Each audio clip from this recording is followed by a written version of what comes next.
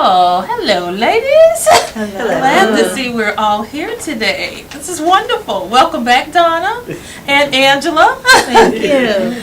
We have got tons to talk about. It's our last show of the season. It's been a great season, and we pray that we will be right back here come the first of the year. But to get to the first of the year, we got elected president. Yes. I think one thing's for certain is that we are going to have a new president. Yes. Now, the polls have tightened, Kelly. And, the country is pretty fairly split, as it usually is during presidential elections. And it'll be interesting to see what happens. But what do you think will happen? What do you think's going to happen? I think it's going to be close, just like it has been the past couple cycles. Think it's going to be close? Yeah, and I do think it'll go down to the wire. Think we'll be in court? I mean, I don't know. This is the most, as somebody who has made a living actively in politics, I have never seen a cycle like this. Yeah. I mean, both of the candidates, Republican and Democrat, are upside down in negatives. Yeah. On paper, they should have never been the nominees, yet both of them are. Yeah. And it's crazy. I've never seen a cycle like this. It is different. I tell you, I hadn't either, to be honest with you. I've never seen campaigns like this. Not for president. Not for president. I've never seen a campaign like this for anything. That's a public office, where people have said some of the things that have been said in this campaign. On both sides. Yeah. Yeah. It's been pretty rough on both sides. I don't know. And you can't defend it. I mean, a lot of the stuff that's been said, and it doesn't matter how they get out there, the strategists, and try to spin it, and you just can't defend some of this stuff. You really can't. It's embarrassing. It's disheartening, and you watch it, and you just can't believe that these are the two people at the top of the ticket that are behaving the way they're behaving. Amen. Kelly, it's mighty quiet down there. Kelly. I said all I had to say. Trump is going to lose, okay? Trump is going to lose. That's all I have to say. Are you absolutely certain? I am absolutely certain. So the fact that Hillary Clinton had a 10-plus point bump after the campaign convention, and now with all the things that Trump has said since the convention, it's a 4 or 5 point race, and he's getting momentum at a time where you shouldn't be getting momentum if you're going to lose.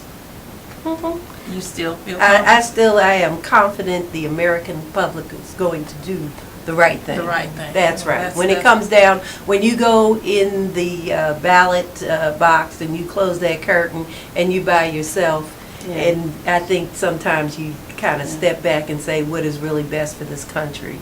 And I just cannot imagine that Donald J. Trump, I think it's J. Trump, is best for this country at this time. Well, I'm a little nervous because I just thought it was a no-brainer. I thought Hillary would just win, but the polls are kind of neck to neck, and I'm just a little nervous. I'm not voting for Trump, obviously, but I just can't believe that people would vote for him after all the things that he has said. I'm not saying that she's an angel, but goodness. I mean, he has insulted like everyone. And he's crazy. And the thing is, they insult our intelligence the way they spin it. And I'm sitting there and but the hostility that's across this nation is starting to spill over into our communities. As an African American woman, I'm now being targeted, run off the road, things that I've never experienced before.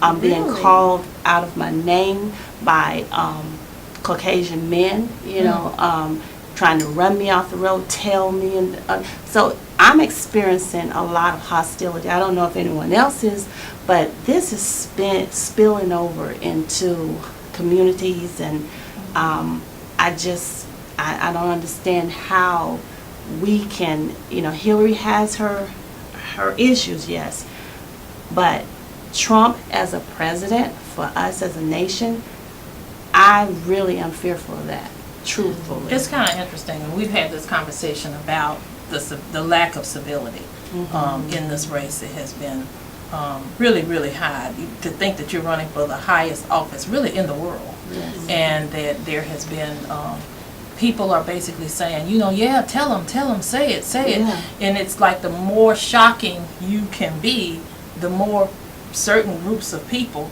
on both sides like it. And I don't know. I mean, that scares me more than anything because after the election, where does that energy go? Right. Absolutely. Where does that go after either we have a President Trump or we have a President Clinton?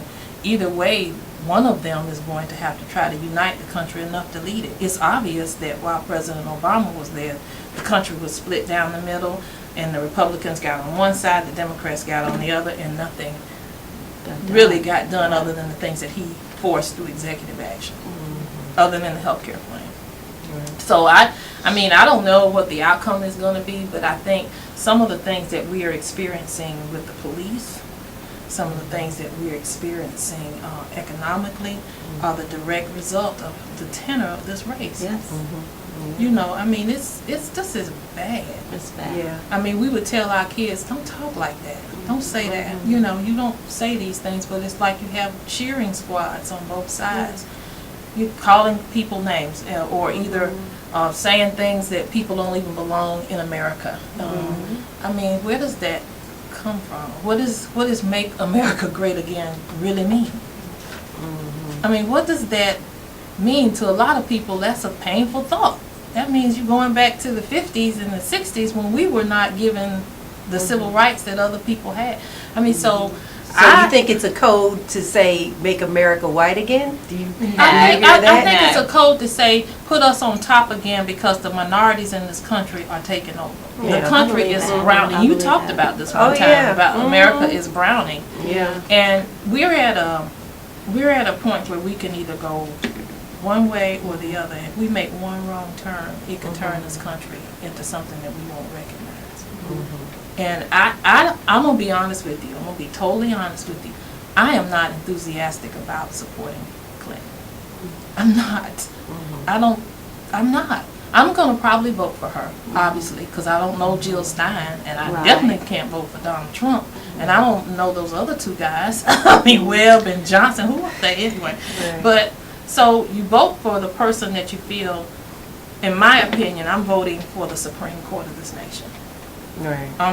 So when I go in, I'm not voting for the 4 years or even the 8 years. I'm voting for the 20 years that will follow whoever gets to make these Supreme Court appointments. There'll probably be at least 2 or 3, maybe more, that this particular president will get to make. And if people don't think things can change quickly, a law can change with the Supreme Court just reversing a decision. Absolutely. So I don't know. I mean, I don't know who's going to win. I hope and pray whoever it is that they are guided by something that we haven't seen, because what we've seen so far has not impressed me. Amen. And on that note, we're going to take a little break. Stay with us. We'll be right back. Okay, so what would you bring to my company? What do you need? I need problem-solving skills. I got through high school without a car, a phone, or a computer. No college degree, though. Not yet, but life's taught me a lot, and I'm ready for more. Well, you're not the typical kind of candidate that I hire. But you are exactly what I'm looking for. Your company could be missing out on the candidates it needs most. Learn how to find a great pool of untapped talent at gradsoflife.org. Well, Colin Kaepernick plays for the San Francisco 49ers. Has recently been involved in some controversy where he is protesting police brutality and discrimination by taking a knee or not standing during the national anthem before football games. Yeah. And this has a lot of people mad and calling him un-American and a lot of other things, but some other NFL players and even some high school and college players are starting to follow suit. So what do you think about that? I think it's wonderful. I am so proud of Colin Kaepernick. This is a young man who could lose millions in commercial endorsements. He could be booed by thousands of people and just ostracized really by the NFL. And I'm also proud of the NFL commissioner, Roger Goodell, who's supporting him in this and says that he has a right, along with the other football players, to take a stance. These people are role models. Whether they like it or not, they're role models. And children look at them, and people admire them. And for a long time, you know, all we were seeing from them are the big mansions and partying and debts. And here's a person who feels strongly about an issue, a very important issue that affects all of us. And he is taking a stand and not, you know, raising or pledging the allegiance or saying the national anthem is a small token of what this overall issue is about. And people are talking about it, and I think that it's a positive thing. I think it's a good thing. And now more NFL players are supporting him. I think they all should support him. I mean, because he is taking a stance, and I think it's very important that everyone support him in this. I think it's horrible. You think it's horrible? And quite frankly, the basis of his protest is getting lost in all the volume about the patriotism and the un-American. We just lived through the 15th anniversary of 9/11. There was another NFL player who did a little tribute on his sneakers, and the NFL threatened to fine him for honoring one of the worst days that our country has ever gone through, yet people praise Colin for what he's doing.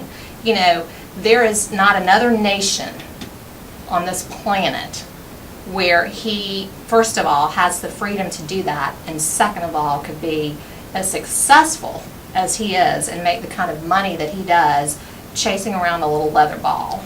But in order, you know, to me, I think there is another avenue other than disrespecting our country, a country that has given him an incredible opportunity. To me, it's offensive. But do you really think that's disrespect? Because it's not like he burned the flag or he booed or he took a knee. He took a bow during the national anthem as a sign of protest. And I keep going back to this. To me, it's disrespectful, but I'm I get offended when people don't have their hand over their heart during the national anthem. But the national anthem, I'm sorry, Wendy, but I'm sorry. The Pledge of Allegiance is for liberty and justice for all. And if it's not for all people, then it's just a song. It's just a song. And why should you stand up for just a song? And there is not liberty and equal justice for all people. And I think, Donna, that is what he is trying to portray, trying to get us to talk about, and just not standing for the national anthem. I think he appreciates this country and appreciates the right, and that's what Roger Goodell says. He has the right to speak out. But you just called him a role model. You just called him a role model. And Absolutely. You said how children look up to him and imitate Absolutely. him. What is he teaching those children? To speak up for what is right. That is what he is teaching But they don't them. understand that. A Oh, lot of well, children then let's just have a see, discussion. let's not be respectful of our country and this. But I don't assembly. You know what? I disrespect. agree with Donna.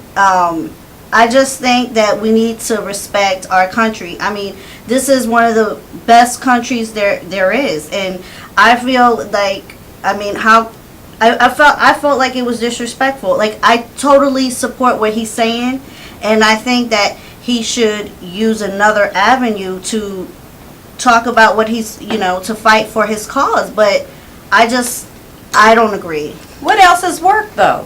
What else has worked? What else we has have he tried? protested. Well, you were talking about it. Everybody's talking about it. When people were lying down in the streets, you know, folks were talking about, well, we're going to roll over them. There was no respect there. I mean, you have protests, you have people dying every day, nothing has stopped. What do you do? How do we get this discussion going? He's got a discussion going. And just because you don't stand for the national anthem, that doesn't mean you hate this country or you're disrespectful. It's just that everything perfect is not everything. This country's not perfect. But I it's not think perfect. the protest itself, the message that he is trying to get across, is being lost in all of this because of the method he has chosen to do it. That's all I'm saying. Well, And we clearly have a difference of there are opinion. two ways you could look at it. You might say it's being lost, but because people are so impassioned about the flag, the national anthem, then he wanted to use the only platform he had that would be most effective. I don't think that's the only platform he That has. would be as somebody that would be the most effective, because now we're engaged in this conversation, because some people are really like, oh my God, this is horrible. He's not doing this. This is an assault on the national anthem. But what he's saying is that the national anthem has some pledges and promises in it, and the country has to live up to those pledges and promises, especially people of power. And the police with the guns have to be held accountable when they do wrong. I mean, look at what's happening here in Columbia. We got this situation that happened at Spring Valley. The solicitor has found that, you know what, I don't see a crime here. And he's not going to charge the officer. But he also said, well, I'll drop the charges against the kids too, one who was video and the other kid who was actually thrown from her seat and dragged across the classroom and choked. But what are we to do if we cannot appeal to passion? The reason why that particular situation sparked the conversation that it did was because it was a kid. It was a girl, and a big old police officer threw her across the room, flipped her over in her desk. So what he's doing is he's using what he has to, which is this national anthem. He knew, it wasn't as if he didn't do anything like, as I said, burn a flag or wear a flag and rip it. He simply took a knee. And as a result of him taking that knee, people all over the country are now having the conversation. Well, Tim Tebow would take a knee for a different reason, in prayer. And he drew a lot of controversy. People Right. hated on him, But because they weren't of that. supporting him. They were, some were, I some supported were. him. The some NFL were. was not very friendly Some were. about it. But I think we can't, I'm going to tell you, I'm not as concerned about the NFL and Roger Goodell, because I know if the money starts flowing, Roger will change his Well, and position. they've already lost some sponsors But because right, but if his it stops actions. enough, he will take a different approach. Absolutely. But in the meantime, the conversation that's being driven by what he's doing, I think that's worthwhile. And to be honest with you, part of being an American is the ability to protest. This country was founded by protesters. I know. It was- And that's we what are that song protest- talks about. Well, It also talks about justice for everyone. and And I, they ain't That's not- justice for everyone that might be right the second or now. third verse. If we don't but, sing, but well, if we don't try peaceful protests, which this is, I'm for that. and we I have like seen peaceful. we've seen 2 summers of somewhat violent protest in some instances. So what is it if we are so upset over people are more upset over this than they were, like you said, of the Killing kids folks laying in in the the street street. because they were being shot dead with no weapons. So I just think that we need to get over it, and we need to have a conversation, and we need to stop talking and start doing things, holding the people who break the law accountable. And if we start doing that, because not every police officer is bad, I would venture to say that probably 90% of them are wonderful. But there are bad apples in every career, and when we find them, we need to weed them out, and we need to hold them accountable for their illegal acts. And that officer, Mr. Fields, should have been charged, and he should have been convicted for what he did to that kid, because any parent who would have come into a school and did to their own child what he did would have been arrested immediately. Believe me, I know. They would have been led out in handcuffs and charged. Well, I guess I can go on and on. But I can't. I'll have a little different opinion. We'll talk about something more pleasant. We're going to talk a little bit about history being made here in South Carolina, right in Charleston, and with our next guest. So stay tuned. We'll be right back. This year, patriotism shouldn't just be about pride of country. It should be about love. Remember that to love America is to love all Americans, because love has no labels. Welcome back. Thank you for staying with us. Race and its impact on our society has always been a topic here at the table here at Admire Woman Television. And I don't think there's any more important discussion than race and education. And so we're happy to have joining us today Ms. Ovetta Glover, who was one of the first students to integrate public schools in Charleston, South Carolina 53 years ago. Wow. So we want to welcome Ovetta to IMARA Woman. Thank you. Thank you for being here. So Ovetta, you were just in elementary school when they integrated James Simon Elementary School in Charleston 53 years ago. So tell us how you felt during that time. It had to be frightening for a young girl. Frightening it was, but we had some opportunity. I had opportunity to brace myself for it because we started actually 3 years before we actually went into the integration of James Simmons. And let me say this as well. We integrated the schools then for the state of South Carolina. Charleston was the catalyst for the integration for the state. Wow. And I happened to be one of the 11 that walked into the schools. Yes, it was for the state. Charleston was the catalyst. And with that being said, you know, all eyes was on us. Absolutely. But my father, having been the president of the NAACP at that time, was very strong in the civil rights arena, along with J. Arthur Brown, who was then the state president. So we were able to have that force, that power behind us, telling us, you know, square your backs, hold your head up, ignore some of the words that we were being called early on. Than us actually going into, in fact, we were really trained. Okay. We had a training. Wow. Because as feisty as I am, I had to be trained. Yes. I can't imagine being, well, how old were you? When we first started in 1960, I was 6 years old, first grade.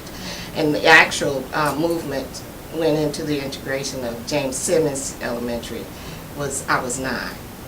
I can imagine that has had a lasting impact in helping determine the things that you value and think are the most important in life. How has that changed you? Well, I really blacked it out, blocked it, because of all the devastating events that happened. Picking up the telephone and somebody saying the N-word, we're going to kill your daddy. You know, and my mother in the background screaming, you're going to get my babies killed, and, you know, that kind of stuff. I had to go into a block. Because those things were coming over and over again, you know, over those years. So, yeah, the trauma of it. Even though we were doing something good, and that's what they always said, remember, it's for the good of others. It's for other children to be able to be equal, and that's the word we must remember, to be equal with those that have better, you know, because we were accustomed of reading books, and pages torn out of them, or Sally's name written in it, you know, all through the book, and I love Joe or whatever. Hand-me-downs. Hand-me-downs is what I'm trying to say. But when we got above that, and to the integration part of it, a year later, after I actually was escorted into school by my father, and went to the classroom, the teacher met us at the door. She said, your seat is back there. Where's back there? Back of the classroom. In the back of the classroom. Oh my gosh. And my father had already said, baby, that's probably where you're going to be seated. He prepared you. He prepared. You That know, was part of the training. That was part of You the know, something training in Right. elementary school. Gotcha. Right. Ovetta, do you think students today appreciate all that you've done, all that you sacrificed? Honestly, no. And it's only because they hadn't been taught the history.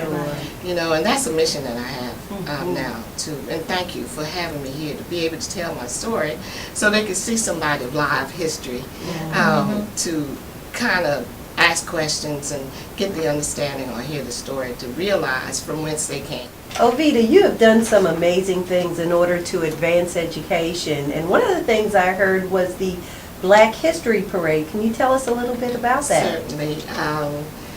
13 years ago, I went to the mayor, at that time was Mayor Coble, and I had this idea along with Jim Felder, and I said, listen y'all, I was sitting somewhere and this idea came to mind, and I needed to get the history told. It was all about my story as well. How can we get the youth, and we as people, when I say people, I mean the human race, like to be entertained. Sure. So I said, okay, there is not an educational parade or festival going on. So I came up with this, and they jumped on it. They really loved and supported me 100%. So I came up with the name Karamu, which means celebrate in Swahili, celebrating the Black history, our Black history. And people who are in it have to depict someone of African American history, be it wherever they want to be. And they can dress like them, or just, I asked them to have some type of information to distribute to the people to pass out. So that's what, and it's held on the first Saturday in February. Very good. Every year. 13 years it has been. Oh, wow. Well, Ovita, thank you so much. We'll be right back after the break. Thank you. I've always wanted to go to college.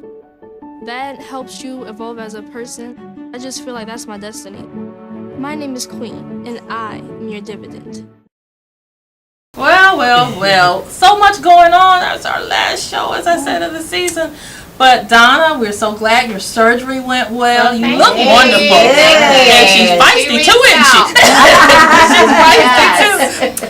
And Jessica, you've been passing those real estate exams. Oh, yeah. Congratulations to you. Kelly is still our lady in the courtroom. Oh, yeah, got the uniform on. And Angela, our dear darling, Angela has gotten her own television show. Wow.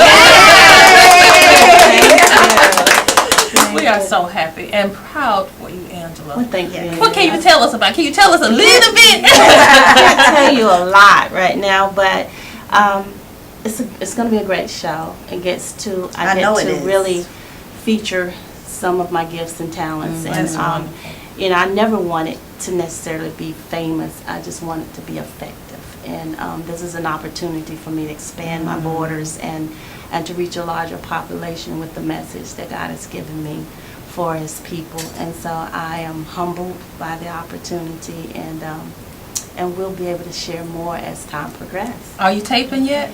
We taped a first, introduction. So, I'll be able to share more as we go further. Well, we're proud of you, Angela. And we just wanted to say congratulations to Angela. Oh, wow. And then we're going to, as they say, we're going to edit. We like that. That's something we all agree on. Exactly. Okay. Let us eat cake. And we're going to have a wonderful hiatus, and we're going to come back in 2017 stronger and better than ever, because IMARA means what? Strong in Swahili.